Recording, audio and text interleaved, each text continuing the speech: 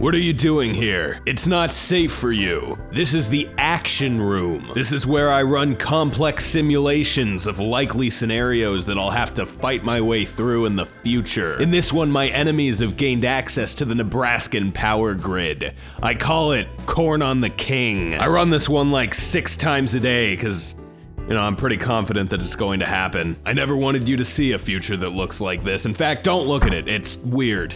I'm Lyle Rath, and this is Pregame Discharge, the only video game show that says everything, but admits nothing. Respawn Entertainment, the developer behind Titanfall, dropped a free-to-play battle royale game pretty much out of nowhere. The game is called Apex Legends and is not Titanfall 3. In fact, Titanfall 3 is not even being worked on right now, which makes me a sad little salami because Titanfall 2 has one of the best single-player first-person shooter campaigns that I've ever played. But Apex Legends has hit over 1 million players in a day, and from what I've heard is actually pretty good. So you take the good with the bad, and maybe we'll get Titanfall 3 one day, and if we don't, I will retroactively be mad at this game, and you can't stop me, as per usual. Hey, Lyle from the future of the past here. After I recorded this, the CEO of Respawn Entertainment said on Twitter that they'd be working on more Titanfall later this year, so I don't have anything to be angry at, except that the motherfucker threw a big wrench in my show. That's it. The stupid fucking plant was added to the Hitting Brothers game last week, right after we finished the episode, so we're talking about it now. In addition to that, the game also got a pretty major patch, which, as a little side note, removed some data tags labeled Jack and Brave, which data miners assumed were codenames for new DLC fighters. And to add some more spice to the soft confirmation saute, Smash Ultimate Supervisor Kumazaki Shinya posted a picture on Instagram of Kirby next to a shield from the game Dragon Quest, captioning it with "The Brave's Shield," meaning that Smash Ultimate might be getting a DLC fighter from Dragon Quest, and if that sounds weird to you, just keep in mind, Dragon Quest is a much bigger deal in Japan than it is in the West. It's also a Square Enix property and Cloud's in the game, and Shinya also posted a picture with Kirby next to 50 Cent from 50 Cent Blood. Asgard's Wrath got an announcement trailer. This is an action RPG for the Oculus Rift, so it's all in VR, and it claims to be about 30 hours. Also, you can be big sky hands and grab a bird and then make the bird a bird man. And isn't that one of the several things virtual reality is about? Speaking of big jiggly anime titties, the next installment of the critically acclaimed anime titty fighter, Senran Kagura